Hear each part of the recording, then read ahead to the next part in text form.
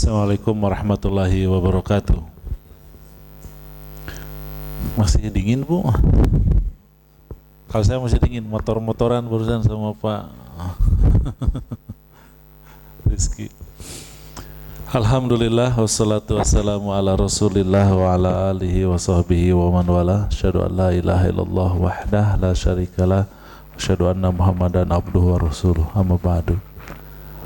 Terima kasih pembawa acara yang telah membacakan, nggak tahu dari mana, saya juga baru dengar mungkin sekian tahun yang lalu, tapi nggak jadi apa-apa. Saya sekarang lebih suka dikenalkan sebagai pegiat sosial media aja. Di Twitter di @ustadzhilman, @ustadzhilman. Dan biasanya bicara tentang masalah keluarga, baik itu adalah persuami istrian atau juga masalah parenting. Dan alhamdulillah, walaupun tidak resmi begitu membuka ruang konsultasi segala macam, setiap pekan ada 1-2 pasang yang datang ke saya, dari mulai yang baru menikah setahun sampai dengan yang sudah balongkotan. Apa balongkotan? Sudah pengantin lama begitu ya, sudah sekian belas puluh tahun datang juga. Urusannya sama, bagaimana Ustaz biar cerainya bisa dipercepat. Saya termasuk orang yang mempertahankan pernikahan, karena yang namanya perceraian itu biasanya disebabkan oleh hal yang sepele. Nah, bila hal sepele itu diselesaikan, biasanya beres. Kecuali memang halnya besar. Ya, kalau halnya besar, saya termasuk yang menyuruh, waduh cepet tuh cerai aja. Kalau udah besar, itu biasanya keseharian saya hari-hari ini. Selebihnya saya simatupang, ya. Siang malam tunggu panggilan, menjadi lelaki panggilan lah begitu ya, kira-kira. Ibu dan Bapak sekalian, apa temanya saya lupa lagi nih.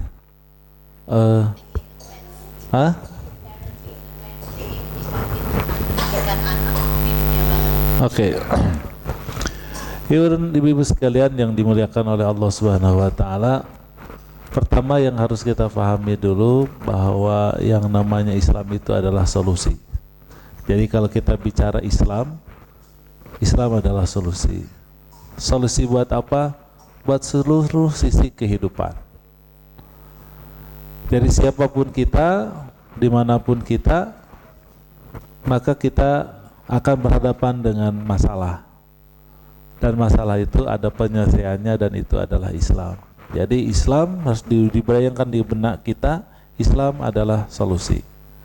Ya, Islam adalah solusi. Ini penting karena banyak orang yang membatasi Islam dengan ruang dan waktu. Jadi kalau sudah bicara tentang Islam, itu berarti adalah sholat misalnya ya, puasa, zakat, umroh, haji, zikir, tilawah, doa gitu ya, apalagi di khitan, di jilbab, apalagi ya, bicara tentang Islam tuh terbatas banget. Padahal seharusnya yang namanya Islam itu adalah menyeluruh, meliputi seluruh sisi kehidupan kita. Nah, ini yang harus kemudian difahami secara benar ya, itu satu. Sekarang kita berbicara tentang kehidupan. Berbicara tentang kehidupan, tentu saja kita tidak bisa melepaskan bahwa kita adalah manusia, makhluk yang unik. Dalam pengertian setiap kita adalah diri kita, maksudnya gitu ya. Kita bukan orang lain, kita adalah makhluk individu khusus yang diciptakan oleh Allah, yang memang Allah ciptakan kita begitu. Silahkan Ibu tadaburi nanti di surat Al-Mu'minun ayat 11 sampai dengan 14 kalau tidak salah, atau 12 sampai dengan 14. Di situ disebutkan tentang prosesi kejadian manusia sejak dari dunia nutfah, kemudian dalam rahim berkembang menjadi alaqah, kemudian menjadi mudghah, dikasih tulang, daging dan lain sebagainya. Sempurnalah kita sebagai manusia dan akhirnya lahir. Nah, ketika lahir itu adalah Allah menyebutnya khalqan akhar. Walaupun kita ini lahir dari ibu-ibu kita, atau kita mungkin ibu-ibu yang juga ini sudah hamil semua nih, sudah mengalami kehamilan, dan kemudian melahirkan, maka yang lahir itu bukan kita, dia adalah anak kita. Malah kalau dilihat dari sulalahnya, dia adalah anak ayahnya, ya. Jadi bahan baku manusia itu ada pada sperma suami kita, bukan pada diri kita. Kita cuma wadah doang. Walaupun di dalam Al-Quran bahwa peran ibu yang begitu berat juga tetap harus kemudian diutamakan, ya, karena 9 bulan diperproses dari daging, dari makanan yang kita makan, dari minuman yang kita minum, kira-kira begitu. Tapi ala kulli hal, whatever begitu, bahwa ketika lahir itu adalah unik. Dia manusia dengan sendirinya dan dia bertanggung jawab dengan Allah Subhanahu wa taala. Satu itu. Tetapi kemudian ketika menjalani kehidupan, yang namanya manusia bergantung kepada orang lain. Allah tidak siapkan kekuatan insting pada individu untuk hidup sendiri. Gak mungkin. Beda sama kuda, saya juga belum pernah lihat, ya. Pernah ada yang lihat kuda lahir kuda, kemudian sebentar karena mungkin dalam kandungan belum belajar berdiri hanya hitungan menit dia sudah bisa berdiri tegak. Hitungan menit sendiri berikutnya dia sudah bisa menyusui kepada ibunya. Hitungan menit berikutnya dia sudah jadi kuda yang seperti sudah bisa mandiri. Begitu juga binatang-binatang yang lain. Manusia tidak. Lahir nggak bisa apa-apa, yang bisa cuma nangis dan mendengar mungkin, ya, mata apa segala macam semuanya belum berfungsi. Berarti memang dari sejak lahir manusia itu bergantung kepada orang lain. Oh Ustaz, kan nanti dia besar, nanti mandiri apa segala, nggak juga. Sekarang misalnya kita makan nasi, kan tinggal makan aja, ya. Nah, kalau ibu-ibu mungkin ikut memasaknya, kalau saya laki-laki, bapak-bapak tinggal memakannya. Oh, kalau ibu, oke, ibu melihat nasi itu dari beras. Padahal yang namanya nasi itu menjadi ada di piring di depan kita itu melalui proses yang panjang dan semuanya melibatkan sekian orang. Dari yang mulai menyiapkan sawah, ya, yang membajak sawah, yang mengairi sawah, yang menanamnya, yang memeliharanya, yang memanennya, yang melepaskannya dari dari cangkang padi, yang menggilingnya terus sampai yang ngangkutnya ke pasar sampai ke restoran yang memasaknya, baru kemudian ada di depan kita, dan semuanya melibatkan orang. Tidak sesederhana burung. Walaupun burung ini senantiasa dicontohkan untuk sikap tawakal, ya, dalam hadis disebutkan, jadilah kalian seperti burung kalau bab tawakal, berangkat pagi hari dengan tembolok kosong, sore hari datang ke sarangnya dengan tembolok penuh. Dia bisa dengan sendirinya. Kalau kita enggak, kita sangat bergantung kepada orang lain. Sehingga kehidupan manusia itu menjadi berbeda dibandingkan dengan makhluk yang lain. Tapi secara keseluruhan, apa yang Allah ciptakan kepada manusia ini adalah memiliki kelebihan, memiliki keutamaan. Walaqad karramna bani Adam, sungguh telah kami muliakan Bani Adam, manusia, dibandingkan dengan yang lain. Laqad khalaqnal insana fi ahsani taqwim, bahwa Allah Subhanahu wa taala ciptakan manusia dengan sebaik-baiknya bentuk, sebaik-baiknya performance. Itu adalah realita kita manusia yang Allah ciptakan kepada kita. Nah, kehidupan kebergantungan kita dengan makhluk yang lain itu diawali tentu saja tadi saya sebutkan ketergantungan kita dengan orang tua. Berikutnya adalah ketergantungan kita dengan lingkungan. Lingkungan keluarga besar, adik, kakak, paman, bibi, tetangga, guru sekolah, Oh, ya semuanya tukang warung, supir angkot kalau di Indonesia ya. Di sini nggak ada angkot ya, saya cari-cari. Terus dan seterusnya. Ada ketergantungan. Seiring dengan usianya, maka kemudian Allah ciptakan pada setiap manusia unsur reproduksi. Dari reproduksi inilah maka kemudian manusia ada ketertarikan kepada lawan jenis. Karena itulah maka kemudian terjadi perkawinan.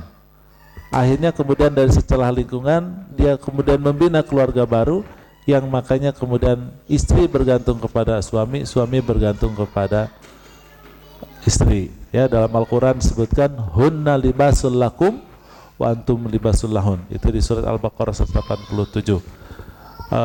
Kalian wahai suami adalah pakaian buat istri kalian, dan kalian wahai istri adalah pakaian buat suami kalian. Ya, jadi dengan demikian kita memiliki ketergantungan dengan pasangan kita. Buah cinta dari pasangan suami istri adalah terjadinya kehamilan lagi di kita. Nah, kehamilan inilah yang kemudian melahirkan anak-anak. Bukan anak lagi ya, harus melahirkan anak-anak karena kehamilannya sering. Nah ya, karena melahirkan anak-anak maka kemudian kita menjadi orang tua, maka kemudian kita ada ketergantungan berikutnya kita dengan anak-anak, dan nanti kemudian anak-anak kita tumbuh dewasa, dia punya anak, punya istri, punya anak, punya suami, punya anak, kita menjadi luas, dan ternyata dengan demikian kita melanjutkan keberlangsungan kehidupan jenis makhluk Allah Subhanahu wa taala yang disebut dengan manusia. Itulah kira-kira kehidupan kita. Nah, jadi balik lagi, Islam adalah solusi dari seluruh sisi kehidupan. Makanya secara singkat saya tadi jelaskan perjalanan kita sejak dalam kandungan, kanak-kanak sampai kemudian dewasa, dewasa kita menikah punya keturunan dan seterusnya, nanti kemudian kita mati. Maka ini semuanya akan dihadapkan dengan berbagai problem dan berbagai masalah. Nah, tentu saja dari sekian masalah kita membutuhkan solusi, dan solusi itu adalah Islam. Oleh karena itu, maka kita harus pegang teguh Islam ini dengan sebaik-baiknya. Dalam sebuah ayat Allah berfirman, suratnya apa ya, lupa lagi, cari sendiri deh ya. Kan Al-Quran cuma 6.000 ayat ya, nanti ketemulah salah satunya. Fa'aqim wajhaka lid-dini hanifa fitratallah allati fataran nasa 'alaiha. Hadapkanlah olehmu, konsentrasikanlah olehmu, hadapkanlah wajahmu, konsentrasikanlah seluruh potensimu dengan agama ini dengan penuh ketulusan. Karena agama ini yaitu Islam adalah Allah ciptakan sesuai dengan fitrah kita. Jadi Allah ciptakan manusia dengan seluruh fitrahnya, dan fitrah itu diatur dalam agama kita, agama Islam. Ya, ini saya rasa hal yang pertama harus kita pahami. Titik. Poin kedua, itu poin pertama tadi. Kasih judul aja sendiri. Oh, sudah ada judulnya ya. Islam adalah solusi masalah kehidupan. Itu poin pertama. Poin yang kedua.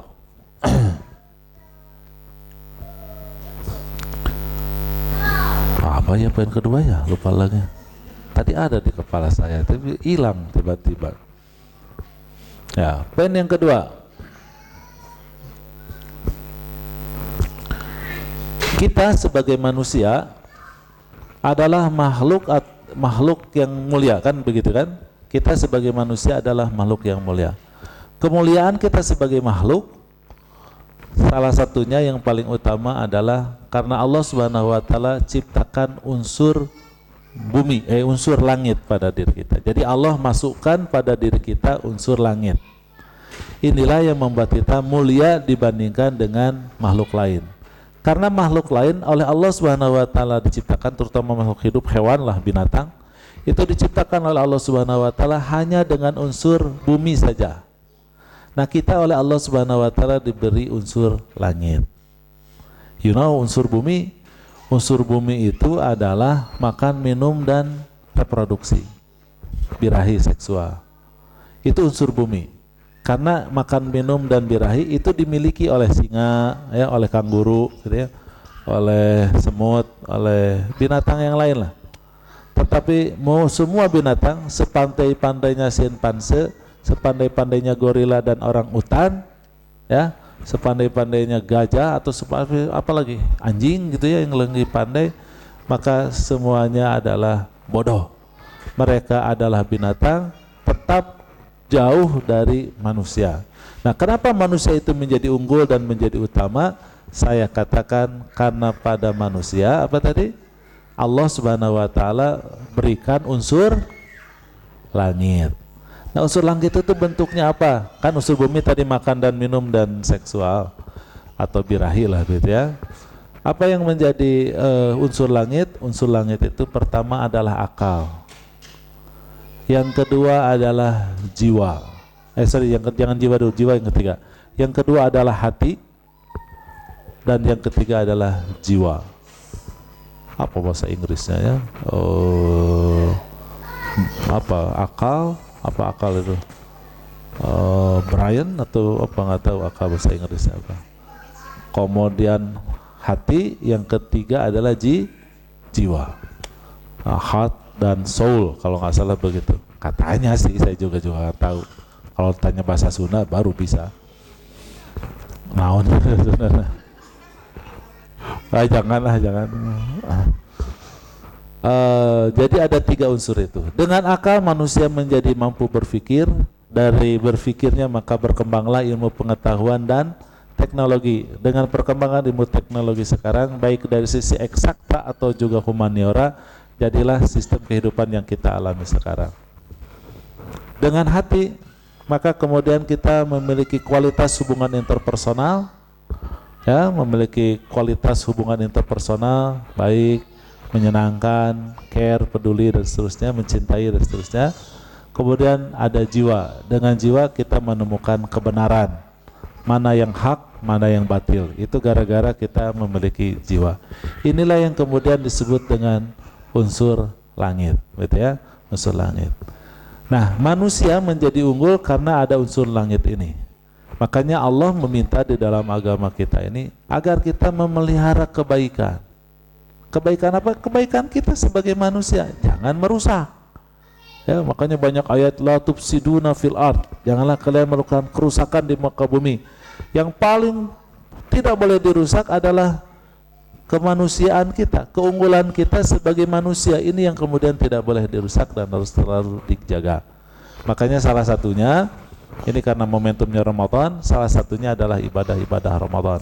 Ibadah Ramadan ini adalah saatnya kita mengasah unsur langit dengan mengurangi kegiatan-kegiatan unsur bumi, yaitu mengurangi makan minum dan birahi, tetapi lebih mengutamakan pengasahan unsur langit, yaitu akal kita, hati kita, dan juga jiwa kita. Nah, ini perlu kemudian kita pahami, begitu ya. Satwa, bahwa Allah Subhanahu wa taala berikan keunggulan kepada kita sebagai manusia karena diberi akal, diberi hati, dan diberi jiwa. Yang ketiga, berbicara tentang kehidupan, karena manusia ini tergantung dengan makhluk lain, makanya kemudian manusia secara otomatis akan berkomunitas. Apapun dasarnya, apapun kepentingannya, pasti manusia itu berkomunitas. Malah sekarang komunitas itu dilembagakan dengan apa yang disebut dengan state atau negara.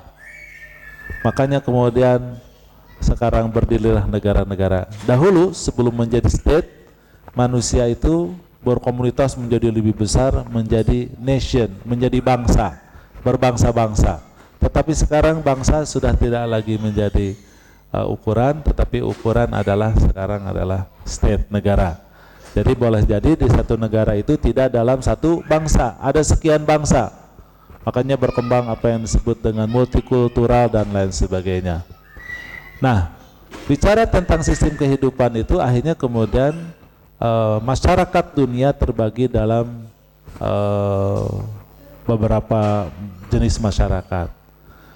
Cuman pembagian ini kadang-kadang kalau kita cermati menjadi pembagian yang tidak adil. Itu pun juga adalah karena ya namanya juga sejarah ya, hari ini tidak mungkin begini kecuali memang ada masa lalu. Nah inilah yang kemudian menyebabkan ada masyarakat yang menang, kemudian ada komunitas yang menang. Kalau ada komunitas yang menang berarti di waktu bersamaan ada komunitas yang kalah. Oke? Kalau yang kalah itu memenangkan lagi, maka yang tadinya menang menjadi kalah. Kan begitu ya? Allah menyebutkan watilkal ayyamu nudawiluha bainan nas. Dan hari-hari itu Allah pergirirkan di antara manusia. Kadang jaya dan juga kadang dia tidak jaya. Begitu ya? Nah, sekarang dalam kehidupan hari ini di abad sekarang ini, yang namanya kejayaan itu identik dengan barat. Dan sekarang yang namanya kekalahan, kemunduran itu identik dengan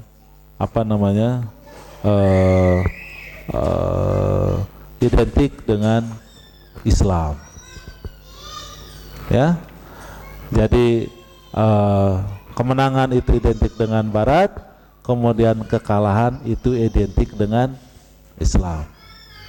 Padahal sekian abad yang lalu terbalik, kemenangan itu identik dengan Islam dan barat itu dianggap kegelapan. Bisa dibayangkan abad ke-15 di barat itu adalah masa kegelapan, sementara di dunia Islam adalah gilang gemilang.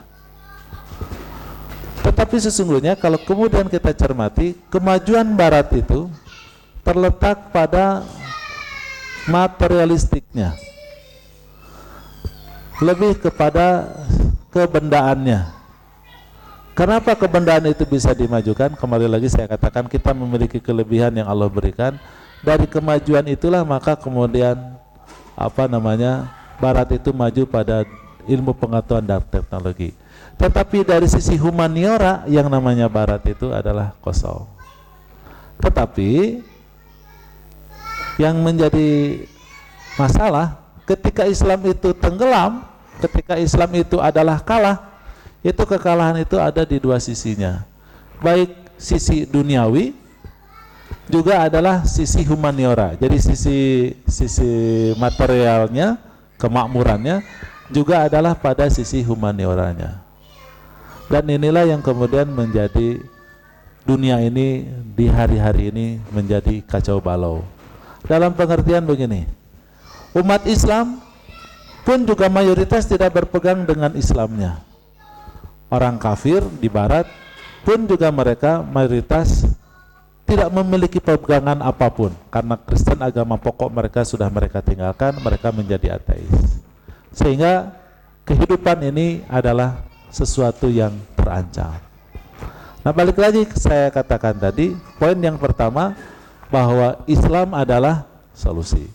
Tidak terkecuali masalah-masalah humaniora. Ya.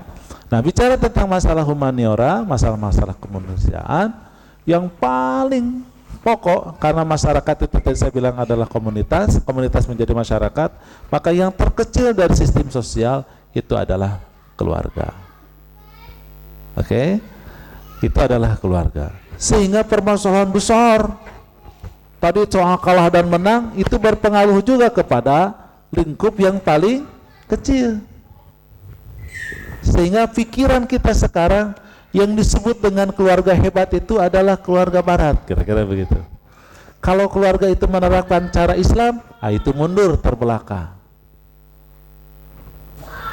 Dan inilah yang harus menjadi tantangan. Tapi karena Allah Subhanahu wa taala menurunkan Islam itu dengan manhajnya, dengan Al-Qur'annya, begitu ya kira-kira, mengeluarkan itu dengan Al-Qur'annya, dengan manhajnya, maka kemudian alhamdulillah walaupun kita dalam kondisi terpuruk, kita masih punya Quran, punya sunnah Rasul sebagai rujukan. Ini saya tekankan kepada ibu-ibu semuanya. Jadi ketika kita berbicara tentang pendidikan Islam, harus dilihat dari sisi itu. Ketika kita berbicara parenting, kita tidak bisa mengabaikannya tentang kondisi global secara keseluruhan yang saya terangkan tadi. Jadi kondisi yang paling utama kita sebagai manusia, ya, tentang kita sebagai realitas sekarang di dunia sekarang, bahwa yang namanya menang itu adalah Barat, yang namanya kalah itu adalah Islam. Ini harus penting, sehingga menerapkan Islam dalam kehidupan, apalagi adalah di dunia Barat, ini adalah tantangan tersendiri. Nah, ini titik tekannya. Berikutnya, bagaimana kita menjadi orang tua? Perlu dipahami di dalam Islam, sebetulnya tidak hanya Islam, juga di paham lain, bahwa yang namanya ibu dan ayah itu adalah pada posisi setara. Makanya di dalam bahasa Arab, dan itu digunakan di dalam bahasa Quran, biasanya ayah diungkapkan dengan walid dan ibu diungkapkan dengan walidah, dan keduanya kalau digabung menjadi walidaini. Pernah mendengar istilah birrul walidain, yaitu berbakti kepada orang tua. Dalam bahasa Indonesia ada ayah, ada ibu, tetapi biasanya ayah ibu dianggap satu kesatuan, yaitu orang tua. Begitu juga dalam bahasa Inggris, mother dan father menjadi parents. Jadi memang orang tua itu adalah ayah dan ibu sekaligus. Jadi tidak bisa dibahas tentang orang tua itu adalah pengertiannya ayah saja atau ibu saja, gitu ya. Tetapi adalah kedua-duanya adalah sebagai parents. Bagaimana seharusnya seorang orang tua atau sepasang orang tua itu bisa mendidik anaknya dengan baik atau menjadi orang tua yang baik? Itu tidak lain dan tidak bukan bila bersungguh-sungguh si ibu dan ayah keduanya melaksanakan kewajibannya sebagai orang tua. Apa kewajiban orang tua kepada anaknya? Itu ada 6. Yang pertama adalah mengharapkan kehadirannya, merindukan kehadirannya. Saya sebutin dulu ya. Yang kedua adalah menafkahi anak-anak kita dengan yang halal dan bermanfaat. Yang ketiga, menunjukkan kepada mereka bahwa kita mencintainya. Jadi menunjukkan rasa cinta kita kepada mereka. Bukan mencintainya ya, tapi menunjukkan. Jangan diringkas. Kadang-kadang diringkas, sendiri mencintai, enggak. Maksud saya menunjukkan rasa cinta kita kepada mereka. Yang keempat, berlaku adil jika anak kita berbilang lebih dari 1. Yang kelima, mendoakan mereka dengan doa terbaik. Dan yang keenam, mendidik mereka dengan pendidikan yang benar. Ini menurut saya 6 kewajiban inilah yang harus dikuasai oleh ibu, oleh ayah, oleh kedua orang tua. Ya. Bila itu kemudian diamalkan, insya Allah regenerasi masyarakat muslim akan terjadi dengan mulus. Merindukan kehadiran anak. Ini ternyata tidak semua perkawinan merindukan kehadiran anak. Saya tadi pagi ada konsultasi melalui WhatsApp kepada saya, Ustadz, apa hukumnya seorang istri menolak hubungan intim dengan 2 alasan? 1, tidak ingin punya anak karena kondisi ekonomi. Yang kedua, karena udah cinta lagi sama suaminya. Apa kira-kira jawabannya, Bu, kalau ada yang nanya begitu, Bu? Hah? Itu realita, Bu, realita masyarakat. Pertanyaan seperti itu sehari-hari saya temukan dengan variabel yang berbeda-beda. Ya, ada kalimat menarik tadi, karena dia tidak ingin punya anak. Ketidakinginan punya anak ini sulit sulit diwujudkan bila terjadi hubungan intim. Karena menurut penelitian sampai dengan hari ini tidak ada alat kontrasepsi yang 100% berhasil. Oleh karena itu yang namanya kemungkinan hamil besar. Dalam sebuah hadis diterangkan saking kuasanya Allah Subhanahu wa taala, bila ada air mani, air sperma tertumpah dari laki-laki, itu kemudian jatuh ke batu yang panas di bawah terik matahari, ya, kalau Allah Subhanahu wa taala menakdirkan ia jadi manusia, jadi. Apalagi ditumpahkan pada tempatnya, pada vagina yang kemudian ada di dinding, di rahimnya, di rahim perempuan. Berarti di dalam Islam setiap hubungan intim itu harus disertakan dengan doa kepada Allah Subhanahu wa taala. Kalaulah dari hubungan intim ini menjadi hamil, jadikanlah kehamilan yang baik. Tidak boleh ada penyesalan. Aduh, nyesel gua hamil. Anaknya berapa? 3, maunya 2, terus nanti jadi 3, kecolongan. Nggak boleh bilang begitu.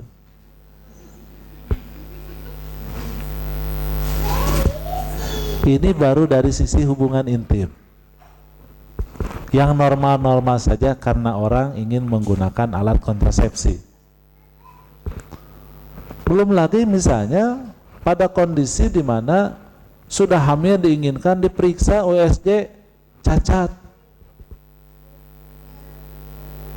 Ini menjadi hal yang tidak diinginkan. Belum lagi situasi kondisi rumah tangga yang seperti pertanyaan tadi. Biasanya ini terjadi pada anak yang kedua.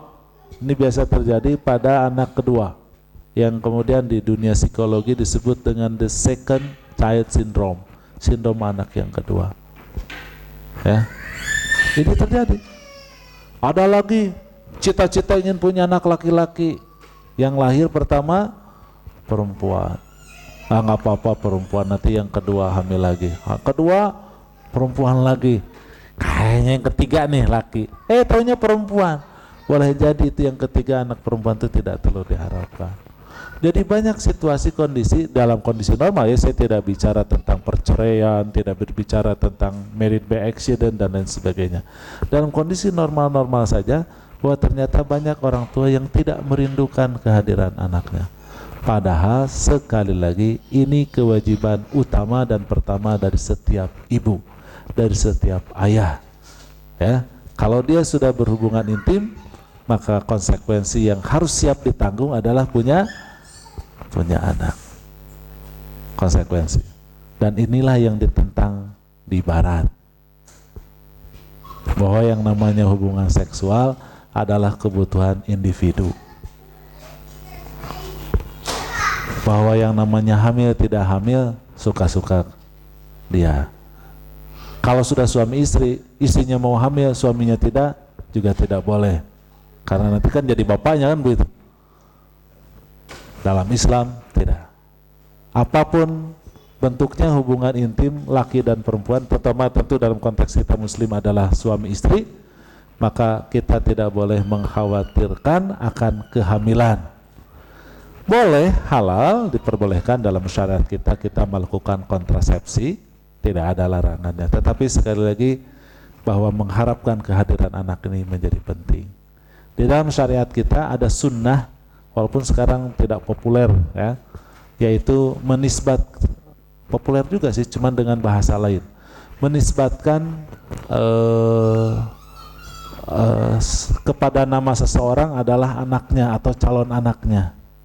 Ya, misalnya Abu Sumayyah, karena saya mau anaknya Sumayyah, Abu Sumayyah, atau Aisyah radhiyallahu anha, Ummi Abdillah, karena dia bercita-cita kalau punya anak laki-laki mau dikasih nama Abdullah, makanya dia menjadi Ummi Abdullah, begitu kira-kira ya. Itu Aisyah radhiyallahu anha, walaupun dalam kenyataannya dia tidak punya anak. Dalam keseharian juga sama, walau alam kalau di Australia, kalau di Indonesia mah sama ya, walaupun nggak pakai abu-abu. Itu papahnya Sumayyah, itu mamahnya mamahnya Rini, gitu kan, jadi disebutin. Itu kan sama saja menisbahkan. Dan ini adalah sebuah kebanggaan. Makanya sekali lagi ini kewajiban utama kita kepada anak-anak kita. Dan ini mempengaruhi, kenapa ini menjadi pertama? Mempengaruhi sikap kita terhadap anak. Poin kedua, poin ketiga sampai poin keenam akan berkualitas, akan baik melaksanakan kewajibannya bila memang setiap kita betul-betul merindukan dan menginginkan kehadiran anak kita. Saya ingin ada satu kasus, memang ini saya sengaja selalu sampaikan dan ini ekstrim kasusnya.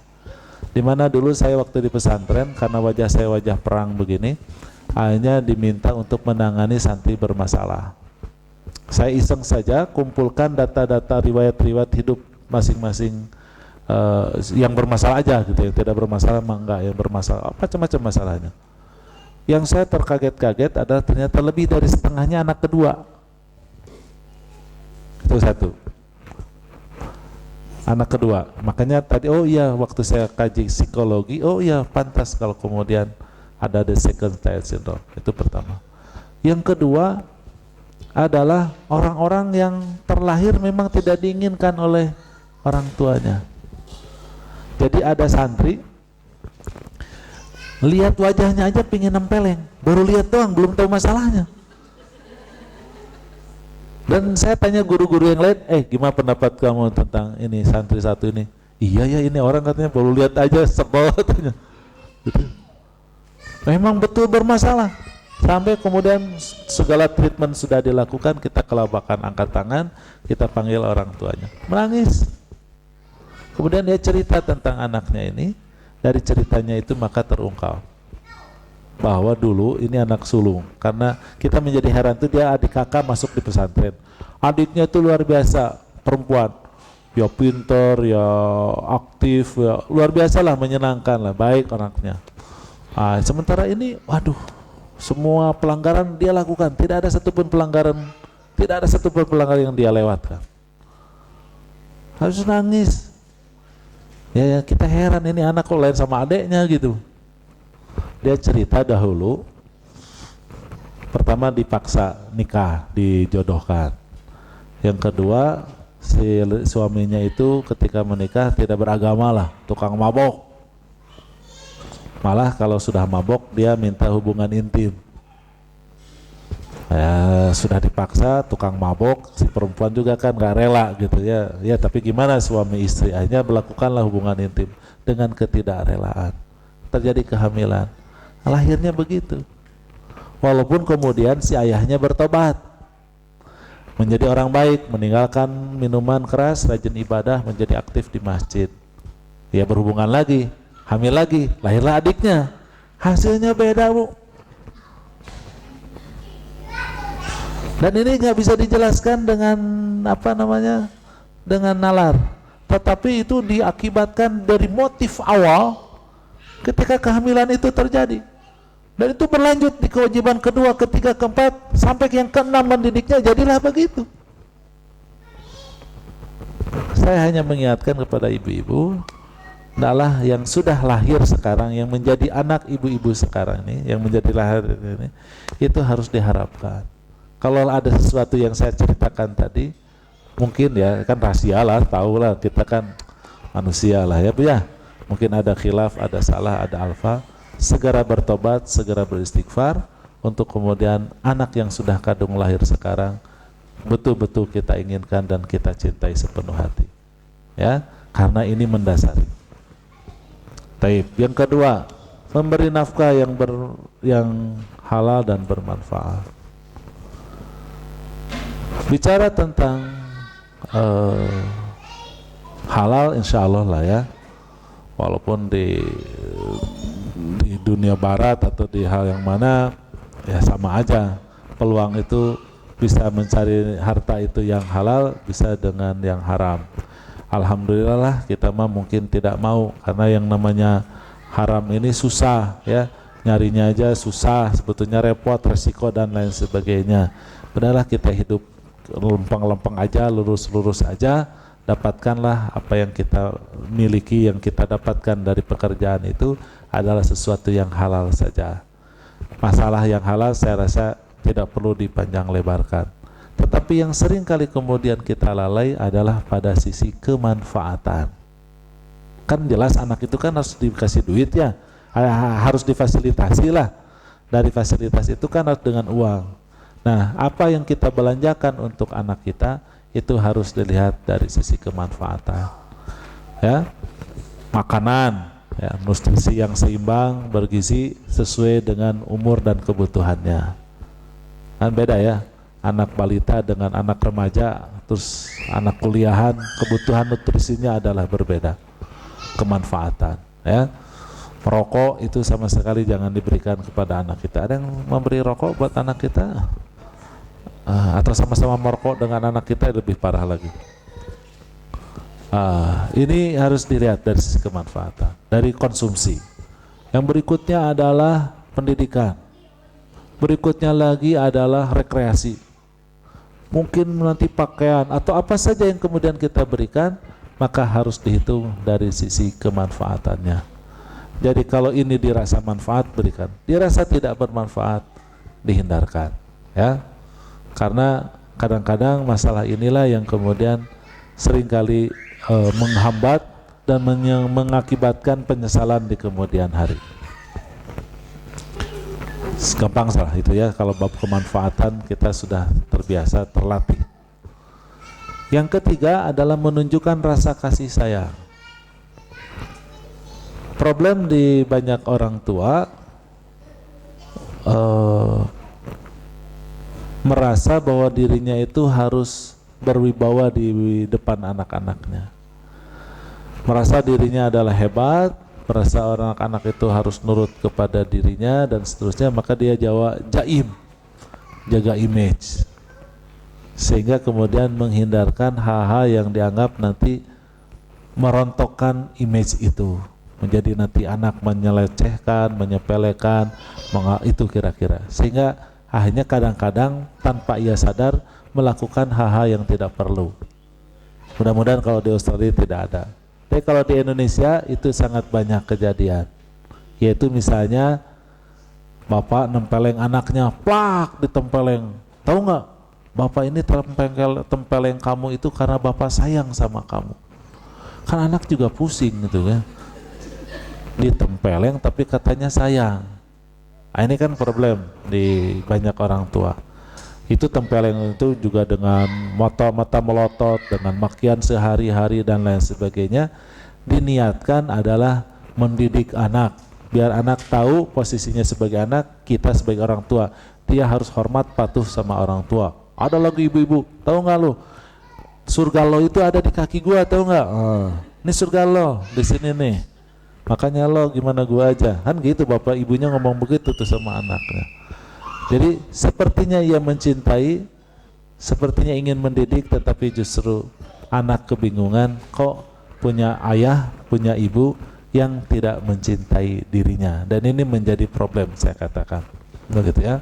Nah oleh karena itu setiap orang tua harus menunjukkan rasa kasih sayang. Nah bagaimana menunjukkan rasa kasih sayang itu? Tentu saja adalah kelembutan. Ingat ya, Allah Subhanahu wa taala tidak hanya memberikan akal, tetapi memberikan apa? Hati.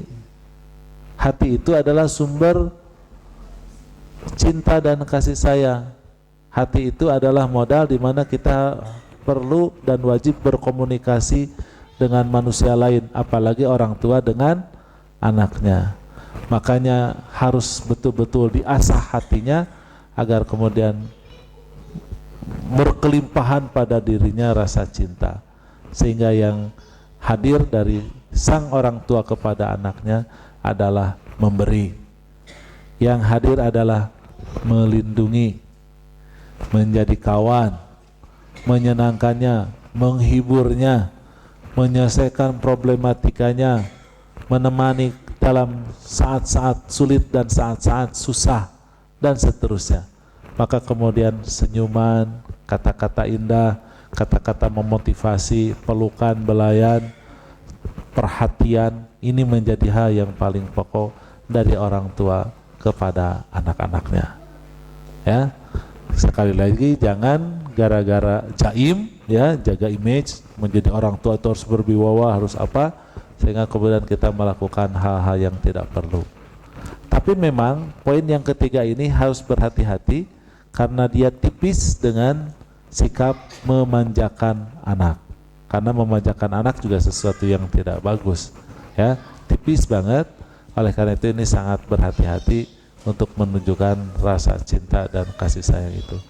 Adalah baginda Rasulullah ketika beliau sakit parah yang kemudian wafat dengan sakitnya itu, dapat berita bahwa putrinya Fatimah Az-Zahra ingin menengoknya, ingin menjenguknya, maka kemudian beliau bangkit dari pembaringannya, berdiri memeluk putrinya tersebut, menuntunnya dan mendudukkan di tempat itu, menyuguhinya dengan makanan minuman, kemudian ditanyai tentang suasana suami dan anak-anaknya. Itulah baginda Rasulullah SAW, ya.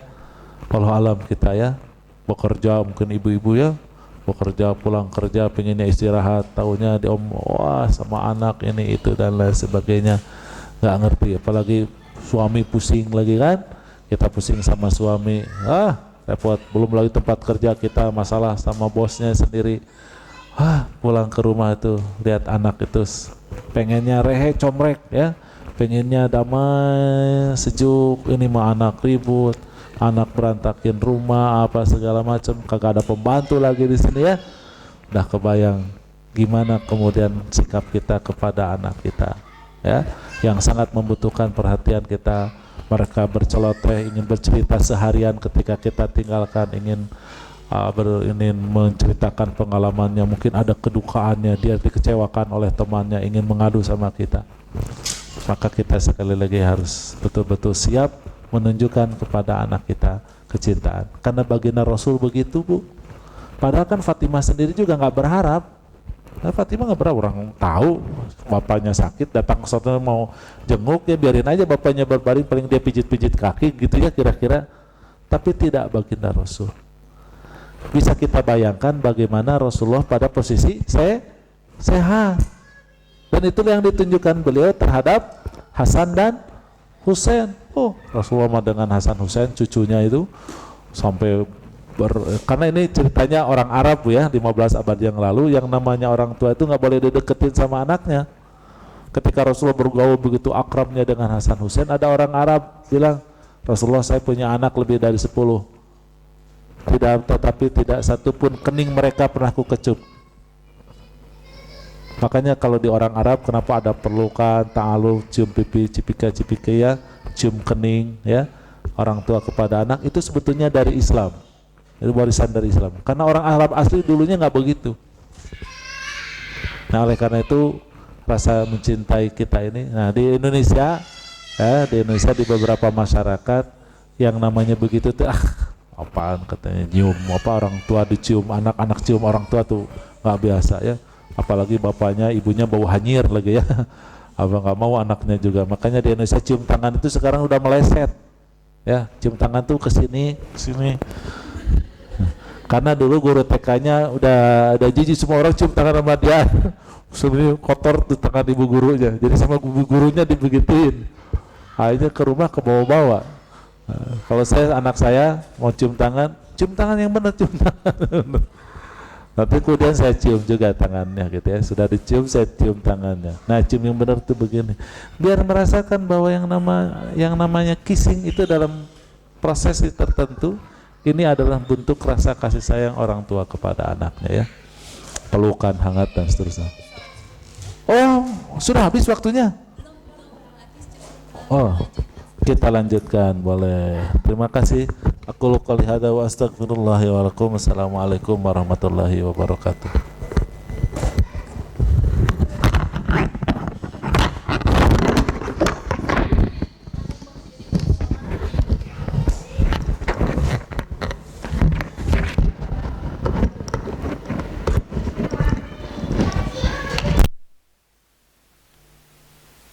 Atas kesempatannya. Jadi sekali lagi ada 6 kewajiban, tadi sudah bahas 3. Yang keempat, berlaku adil jika jumlah anak itu berbilang. Ini perlu dicermati. Kenapa harus berbuat adil ya? Kalau dalil jelas adalah ya. Saya tidak akan perbanyak di dalilnya, tetapi pada kenapa kita harus bertindak adil. Karena adalah realita anak kita tuh beda-beda. Kalau yang 2 ke atas ya, Kalau anaknya satu ya cuma satu. Beda-beda. Ada yang satu cantik, satunya lagi kurang cantik. Satu penurut, satu lagi aduh susah minta ampun. Yang satu rajin, satunya lagi malas. Belum lagi perbedaan jenis kelamin, perbedaan umur dan lain sebagainya. Disinilah maka kita sebagai orang tua dituntut untuk berlaku adil. Biar jangan sampai suatu saat kelak, ya, jangan sampai suatu saat kelak anak-anak kita kumpul dalam obrolannya ngebahas kita ibu bapaknya. Aduh, ya kalau kita ingat bapak kita dulu, oh pilih kasih sama saya, oh enggak pilih kasih sama saya, oh dan seterusnya. Jangan sampai, ya. Saya dengan tidak mengurangi rasa hormat saya kepada kedua orang tua saya. Kalau dalam obrolan-obrolan kita sebagai anaknya yang sudah ditinggal almarhumah ibu dan bapak saya, itu selalu ada obrolan itu tanpa sadar, mungkin tapi bercanda mengenang orang tua yang lalu begitu. Tapi di balik itu ada perasaan pilih kasih. Mending kalau di keluarga saya pada pemahaman positif. Tapi kalau misalnya dalam realitas sesungguhnya banyak orang tua, banyak anak yang kecewa dengan orang tuanya karena tidak diperlakukan dengan adil, ini menjadi problem. Tuh. Yang kelima, doakan mereka dengan doa yang terbaik. Doa itu konsepnya adalah diterima atau ditolaknya terserah Allah. Jadi doa itu belum tentu dikabul. Walaupun sudah menunjukkan kesungguhan, bisa saja doa itu tidak dikabul. Nah, tapi dari sekian doa ada yang pasti dikabul atau lebih mungkin dikabul. Doa yang lebih mungkin dikabul itu ada 3. Pertama adalah doa yang terzolimi. Hati-hati nanti kalau anak kita mendoakan kita yang buruk-buruk karena dia terzolimi oleh kita, bahaya. Karena itu didengar. Hati-hati Bu, ya, kepada suami. Kalau suami ibu zolimi, nanti dia berdoa, bahaya itu. Atau suami kita zalim, kita doa, celaka juga tuh suami kita. Padahal sebetulnya kita cinta, cuman tanpa sadar kita doakan dia. Hati-hati, doa orang terzalimi itu dikabul. Yang kedua, doanya musafir. Yang sedang bepergian nih, saya kalau berdoanya lagi safar nih di sini, itu kemungkinan dikabulnya besar. Yang ketiga adalah doa orang tua, doa celaka orang tua kepada anaknya. Ini saya perlu disampaikan kepada ibu bapak sekalian karena ada beberapa ustadz menerangkannya keliru. Doa orang tua untuk anaknya itu dikabul. Salah, karena teks hadisnya ad-da'watul walid ala walad. Ada kalimat ala. Itu ala artinya adalah buruk. Jadi doa buruk orang tua kepadanya. Kalau doa yang baik, da'watul walid li waladihi. Pernah ibu dengar kan ada 3 amal yang akan mengalir setelah kita meninggal? Masih ingat? 1 amal sedekah jariyah, yang kedua ilmu yang bermanfaat, yang ketiga waladun solihun yad'u lahu, bukan yad'u alaihi tetapi yad'u lahu. Itu maknanya doa yang baik-baik. Jadi anak yang soleh mendoakan kita dengan doa yang baik. Tapi kalau ala itu buruk. Untuk perbandingan, ibu mungkin pernah hafal akhir surat Al-Baqarah. Apa akhir surat Al-Baqarah? Hah? La yukallifullahu nafsan, terus laha ma kasabat wa alaiha maktasabat. Kalau dari sisi harfiah itu maknanya sama aja, tapi dari sisi maknawi berbeda. Laha itu kepahala Allah berikan dari kebaikan, alaiha siksa keburukan Allah timpakan kepada dosa. Ada laha alaiha. Doa itu juga begitu. Ini saya ingatkan karena ada beberapa ustadz dengan hadis yang sama menerangkan bahwa doa yang dikabulkan adalah doa orang tua kepada anaknya. Belum tentu Bu kalau doanya yang baik-baik, tetapi kalau doa celaka itu yang akan berbahaya. Oleh karena itu hindarkanlah mulut kita, lisan kita dari doa-doa celaka. Dan doa celaka itu tidak mesti dengan Allahumma Rabbana, ya, tidak mesti. Boleh aja dengan memanggil nama memberikan julukan, marah, lagi emosi, itu pada posisi yang seperti itu biasanya akhirnya ada kata yang terlontar kepada anak kita dan itu adalah doa. Ini anak gadis malu-maluin aja, tidur kesiangan, ngurus kamar kagak becus, disuruh masak gosong. Kalau begini mah susah jodohnya loh. Nah, susah jodohnya loh. Itu doa itu. Ya, cantik anaknya, berpendidikan, bergaul juga gitu ya. 30 nggak dapet, 35 nggak dapet, 40 masih gadis juga. Itu dikabulkan oleh Allah Subhanahu Wa Taala karena doanya doa celaka. Anak laki badung, kamu badung banget, nyusahin orang tua, rasain lo. Nanti kamu udah dewasa punya anak lo lebih badung dari lo. Itu nanti udah dewasa, kawin, punya anak badung. Yang susah bukan hanya dia, tapi kita juga, kakek neneknya nanti. Nah ini harus dicermati oleh kita ya. Jadi doa, berikanlah panggilan yang terbaik, berikanlah sambutan, jangan kata-kata ya, jangan bilang kancing coplok, itu harus dihindarkan ya. Kepada anak bilang kancing coplok ini harus dihindarkan ya. Tahu kancing coplok? Anjing goblok gitu kalau orang Garut ya. Harus dihindarkan ya, maki-makian itu harus betul-betul dihindarkan. Yang keenam adalah mendidik mereka dengan pendidikan benar. Berbicara tentang pendidikan anak itu meliputi ada beberapa hal yang harus difahami. Yang pertama adalah tentang pentingnya perencanaan. Jadi yang namanya mendidik itu harus direncanakan. Ya, bahasa sederhananya disengaja. Jangan sambil lalu, jangan sampai lewat. Apalagi tadi kalau ketika anaknya lahir itu tidak diinginkan. Allah dasar nyusahin orang tua, dari dulu juga gua mah gak mau lo lahir. Jadi berabe begini nih. Jangan dikira omongan yang saya katakan ini bukan omongan kira-kira saya. Saya dengar itu pernah dikecapkan oleh banyak orang tua. Ini bukan karangan, tapi ini rekaman. Dari banyak orang tua, nyesel gua mah lahirin lo, jadinya begini, nyusahin. Jadi sekali lagi ini perlu dipahami ya. Jadi yang pertama namanya mendidik itu harus direncanakan, harus disengaja. Oleh karenanya kita harus punya visi buat anak kita ya. Terus misinya apa, segala hal yang kemudian kita siapkan ada. Itu sebetulnya ide utama dari apa yang disebut dengan keluarga berencana. Walaupun akhirnya keluarga berencana itu kalau di Indonesia sama saja dengan pembatasan kelahiran.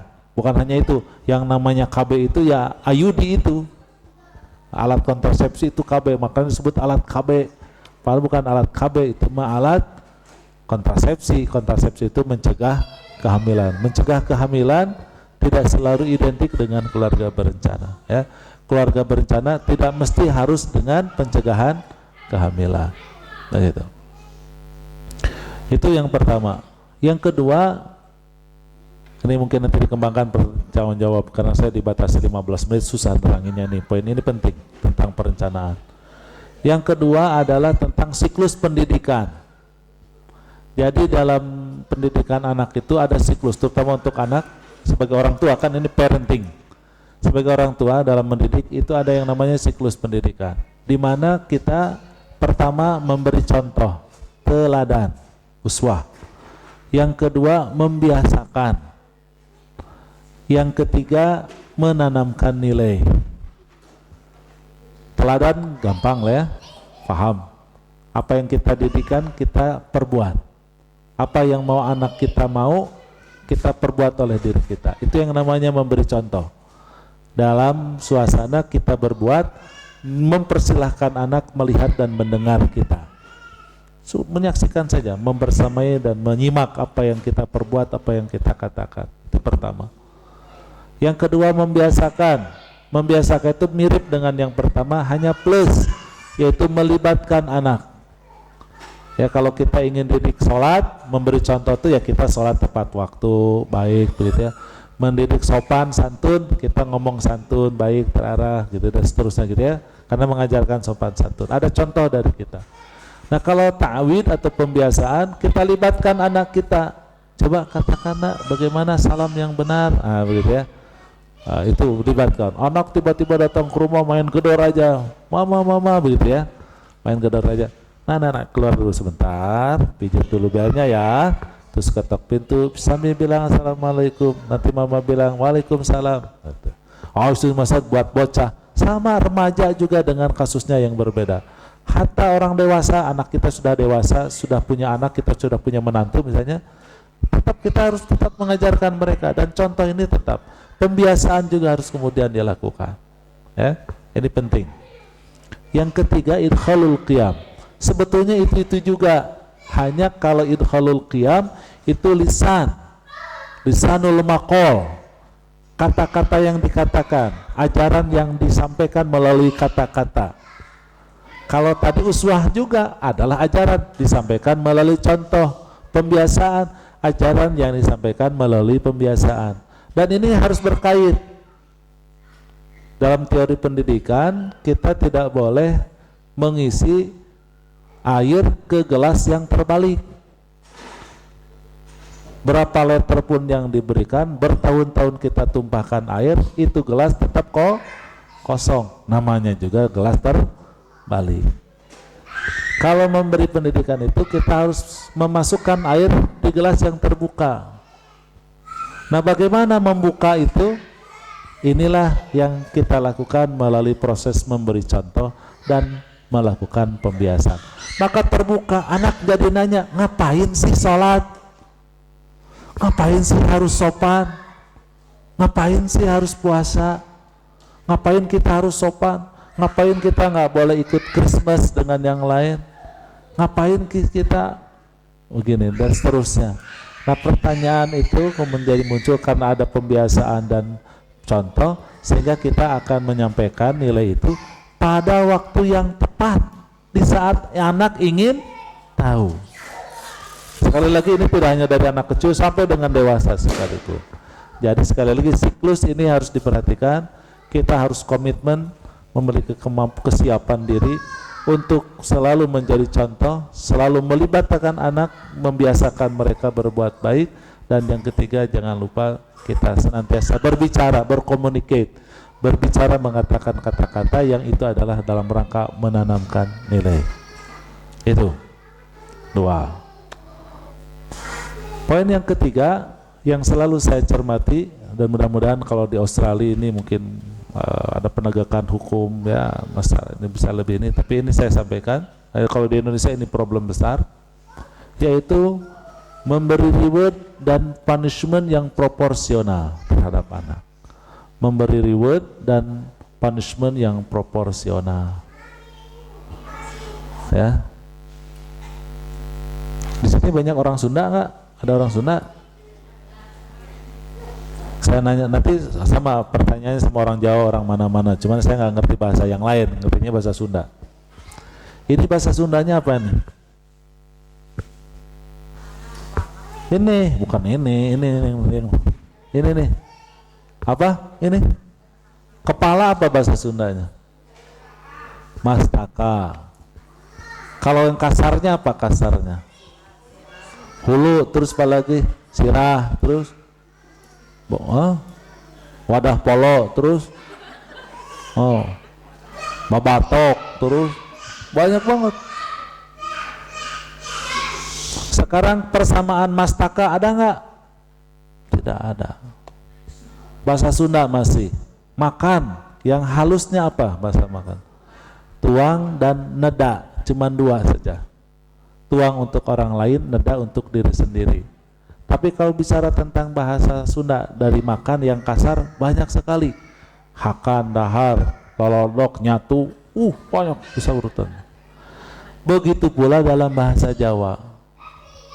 Begitu juga di dalam bahasa Minang. Itu bahasa adalah gambaran realita kita ketika kita kan belajar bahasa dari kecil kan? Dari kecil kan ngomong bahasa. Anak-anak kita sekarang pandai bahasa Inggris karena dari kecil ada sekolah di publik dan seterusnya begitu. Dia berbiasa dari kecil. Nah, ternyata kata-kata itulah yang lebih banyak kita hafal dibandingkan kata-kata yang sopan dan baik. berarti memang kita kenyang baik di sekolah, di masyarakat, di rumah dengan caci maki. Ya. Nah, ini harus hati-hati. Nah, oleh karena itu kita harus melihat jadi gini maksud saya, kita lebih pandai menghukum daripada memberikan penghargaan. Lebih suka, lebih nyaman, lebih bisa melakukan punishment dibandingkan memberikan reward. Saya selalu mencontohkan anak misalnya 3 tahun. Kalau anak 3 tahun minum tumpah wajar? Wajar 3 tahun. Ya, minum tumpah. Kalau dia pegang gelas kemudian pegangnya nggak kuat, pecah wajar? Wajar. Anak nama juga 3 tahun, pecah biasa wajar. Nah, satu kali anak kita minum air sirup, habis mandi, pakai baju baru, masih baru, mahal lagi bajunya, masih baru. Terus ngambil minuman sirup punya ibunya yang tersisa setengahnya, diminum sama dia, tek, nggak ada yang tumpah, masuk ke mulutnya. Si gelasnya kokoh dipegang, disimpan lagi. Habis itu ibunya lihat, setelah disimpan ibunya lihat, disimpannya dengan baik, tidak jatuh. Habis itu ibunya lihat, kira-kira apa yang dikatakan sang ibu? Hah? Anak pintar? Mustahil. Enggak. Kamu lagi? Oh, anak kecil punya mama diminum lagi. Pakai baju baru, coba kalau tumpah, ayo. Oh, baru mandi nanti susah lagi, nyuci lagi susah. Oh, gelasnya ini juga ngutang lagi, belum lunas, pecah lagi sama kamu. Dimarahin, padahal anak ketika itu sedang berprestasi. Ini gambaran sederhananya. Ya. Tidak terbayang kalau si anak tadi minum kemudian tumpah. Habis itu kemudian pecah. Wajar nggak? Wajar. Tidak berhak untuk dimarahi, tidak melakukan kesalahan. Namanya juga anak 3 tahun. Tapi apa yang dilakukan sang ibu? Wis, memerah wajah, dipelototin, ditunjuk, dijewer, dilaporin kepada semua orang. Datang bapaknya, nih anak lo nih. Datang kakaknya, nih adik lo. Datang kakeknya, nih cucu kamu nih mau. Bawa kemana-mana diceritain, ini anak tuh brengsek tuh, kemarin mecahin lagi. Oh, kok semua orang. Inilah keahlian banyak orang Indonesia terhadap anaknya. Padahal seharusnya reward itu diutamakan. Dan yang namanya memberi, relatif kita ini di mata anak-anak kita ini orang pelit. Walaupun sebetulnya karena kondisi ekonomi kadang-kadang ya, tapi orang kadang-kadang kita menyalahi janji. Jangankan berpikir memberi hadiah, nggak pernah kita memberikan hadiah. Padahal penghargaan yang harus didahulukan. Allah Subhanahu wa Ta'ala, kita tahu Allah Maha Adil, betul kan? Bahwa salah satu sifat Allah Subhanahu wa Ta'ala itu adalah Maha Adil. Tapi ternyata kasih sayangnya wasi'at kulla syai'. Kasih sayangnya melampaui apapun, termasuk melampaui keadilannya. Siapa yang taat dapat pahala, siapa yang maksiat dapat siksa. Tapi apa kata Allah? Man jaa bil hasanati falahu amsu amsalihha wa man jaa bis sayyiati fala yujza illa mithlaha. Siapa yang berbuat baik Allah lipat gandakan pahalanya sampai 10 kali lipat. Kalau orang berbuat dosa, Allah tidak akan siksa kecuali dengan dosanya yang setimpal. Itulah Allah Subhanahu wa Ta'ala. Nah, kita ini harus berakhlak seperti akhlak Allah. Memberikan perhatian lebih besar dibandingkan memberikan hadiah, memberikan reward itu lebih besar dibandingkan kita memberikan hukuman. Hukum harus ditegakkan, hukuman apabila anak berbuat salah, tapi berikanlah yang setimpal. Tetapi ketika ia berprestasi, maka kemudian kita harus lebihkan berkali lipat dari biasanya. 3, 4. Berbicara tentang pendidikan anak, nomor 4 adalah sex education. Sex education itu menurut pemahaman saya adalah mempersiapkan anak laki-laki menjadi lelaki sejati dan mempersiapkan anak perempuan menjadi perempuan sejati. Ini adalah tugas orang tua, bukan sekolah. Sekolah mah mempersiapkan anak siap kerja sebetulnya. Tapi kalau mempersiapkan menjadi perempuan sejati, lelaki sejati yang muslim dan muslimah itu orang tua. Apa kesejatian laki-laki menurut Islam? Kesejatian laki-laki menurut Islam adalah menjadi suami perempuan, jadi menjadi suaminya orang, menjadi suaminya perempuan anak orang, dan menjadi ayah bagi anak-anaknya sendiri. Apa yang disebut dengan perempuan sejati? Menjadi istri laki-laki dan menjadi ibu bagi anak-anaknya sendiri. Inilah yang harus dilakukan oleh ibu-ibu, oleh bapak-bapak, oleh orang tua di rumah. Karena sekolah sekali lagi tidak menyiapkan itu. Apalagi di Australia atau di negara barat lainnya, ada yang disebut dengan sex education, tetapi lebih mengarah kepada sex interaction. Bagaimana memberikan instruksi seksual, seks yang safety sex, yang aman dilakukan dan seterusnya. Karena menganggap bahwa ini adalah urusan birahi, itu adalah urusan hak asasi manusia. Maka mukadimah yang saya terangkan itu harus dicermati karena kaitannya dengan banyak hal di pembahasan ini. Jadi sekali lagi ini harus diwaspadai. Terlebih lagi di negara barat sudah tidak lagi ada yang disebut dengan family mainstreaming, tetapi diutamakan tentang gender mainstreaming. Bahwa di barat itu sekarang mungkin sudah walau alam di Australia di bawah 5 tahun disebut apa? Sadar nggak? Di sini baby. Saya 3 tahun atau 5 tahun saya lupa lagi. Baby. Enggak, tidak boy dan girl itu tidak dikenalkan, ya. Kalau son daughter oke, son daughter karena anak. Tapi boy girls itu dihindarkan. Tetapi panggil anak itu baby. Ya, jadi tidak boleh boys, tidak boleh girls. Tidak boleh anak laki. Kalau bahasa Indonesia nggak ada, bahasa Inggris yang kebetulan ada, ya. Bahasa Arab juga tidak ada. Di dalam bahasa Inggris ada, dan ini kan ada di barat. Mereka menghindarkan kalimat-kalimat boys dan girls, tetapi mereka memilih dengan kalimat baby. Artinya tidak boleh disiapkan. Namanya baby itu mainan apa aja boleh. Anak laki mau boneka juga boleh. Anak perempuan juga mau main kereta api, pesawat, robot-robotan, silahkan. Itu yang kemudian, dan itu masalah serius ini.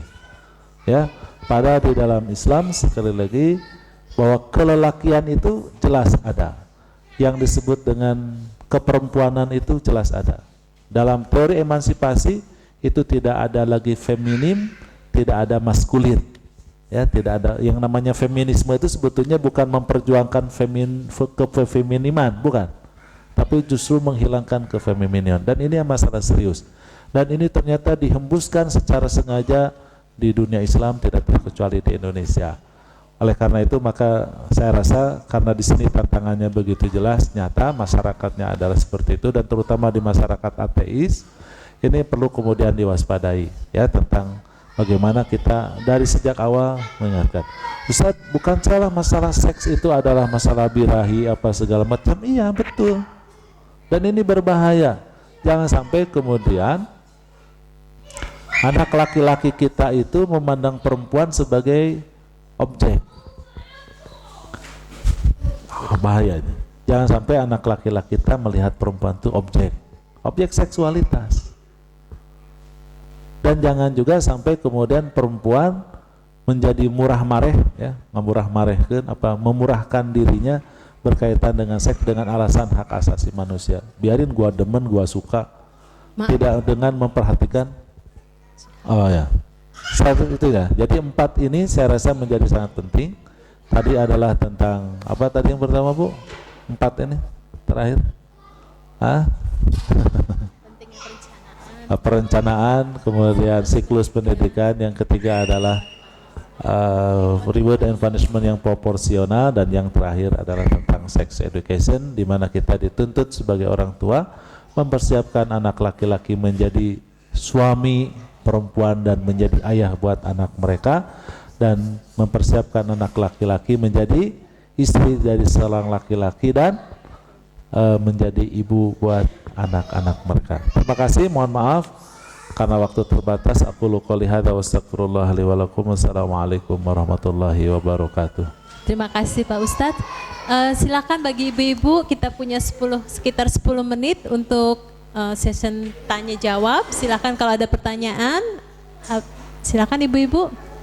Ada yang ingin ditanyakan? Ya, silakan Mbak.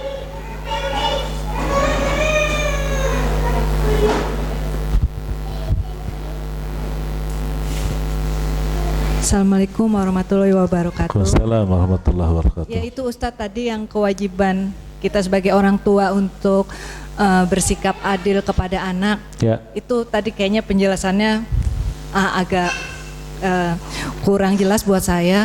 Soalnya kalau saya pribadi, anak saya cuma 2, 1 laki, 1 perempuan. Ya. Dan umurnya berbeda jauh, tapi mereka selalu bilang mama nggak adil gitu. Padahal menurut saya sebagai seorang ibu, saya sudah merasa adil untuk anak saya, dan saya merasa saya seorang ibu tuh pasti tahu anak yang satu itu bagaimana, anak yang kedua bagaimana. Jadi bagaimana menyikapinya. Terima kasih. Ya, itu tadi yang saya katakan, jangan sampai kemudian mereka mengatakan itu. Karena yang tahu adil dan tidak bukan kita, tapi dia. Ya, yang tahu adil itu adalah dia. Agak panjang memang dengan beberapa contoh ya, tapi waktu kita terbatas nih. Saya kasih contoh saja sedikit tentang orang punya anak. Ya, sering saya contohkan, anak 7 tahun dan anak 3 tahun. Anak 7 tahun pulang piknik di ceritanya, di mobil tidur, lelap dua-duanya. Kemudian kan ibunya bangunin tuh. Kalau anak yang 7 tahun itu dipaksa bangun, karena dia udah 7 tahun, nggak mungkin digendong berat. Dalam waktu yang bersamaan, ia gendong anak yang 3 tahun, karena 3 tahun masih bisa digendong sama ibunya. Adil nggak? Adil, kan gitu menurut kita. Dia 7 tahun jalan kaki, 3 tahun digendong, adil. Dia masih kecil, dia udah 7 tahun, menurut kita. Habis gitu kan anak kita kan bawa kantongnya, ada pakaiannya, ada kantong si adeknya, ada kantong si kakaknya. Si kakaknya suruh bawa kantongnya. Kamu sekalian bawa yang adeknya juga. Siapa yang ada adek? Nah gitu. Dibawa ke rumah, ke dalam rumah. Yang 3 tahun bu ditidurkan baik-baik, diwaslap segala macam, diganti pakaiannya, dalam kondisi tidur. Kemudian dikasih selimut. Anak itu yang 3 tahun udah ngantuk banget nih. Dia mau naik aja tuh, loncat aja ke kasur. Ayo, sana. Cuci kaki, sikat gigi, biasa cuci muka. Adil nggak? Adil menurut saya kan. Menurut ibu juga adil. Tapi apa yang terjadi di anak 7 tahun? Tidak bisa tidur di malam itu. Malam itu dia tidak tidur karena dia tahu bahwa ibu bapaknya tidak adil. Persis sebagaimana yang terjadi. Saya nggak tahu kasusnya ya. Nah, makanya ini penyelesaiannya adalah memang betul-betul bergantung kemampuan kita mengenali anak kita dan mensiasatinya. Ya, betul-betul ya susah gampang lah kira-kira. Kalau kasusnya yang tadi, yang pulang piknik tadi, menurut saya salah satunya adalah dengan cara satu-satu. Selesaikan dulu adiknya yang 3 tahun sampai beres. Berikutnya datang lagi ke mobil, bangunkan baik-baik adiknya, kakaknya, dibawa, dituntun, dibawa ke kamar mandi, suruh wudu apa segala macam, ditungguin di pintu sikat gigi kan, di pintu kamar mandi, dibawa ke kamarnya, dimatikan lampunya, diucapkan salam, minta berdoa, dicup keningnya. Dia lihat adiknya tidur nyenyak, dia juga akan tidur nyenyak. Berarti tadi ibuku berbuat yang sama kepada adikku sebagaimana dia barusan berbuat padaku. Ini contoh sederhana biar bang ngomongnya gitu ya. Itu yang kemudian harus kita lakukan dalam kondisi apapun, karena bagaimanapun yang namanya anak berbeda ya. Misalnya ini anak nih mau ulangan, misalnya nih, kalau di Indonesia, nggak tahu kalau di sini mau ulangan kayak gimana. Kita nemenin belajar, yang anak ini cerdas, yang B tidak cerdas, kan kita akan lebih merhatiin yang B. Wah, nyopin segala macam. Orang yang anak pintar kan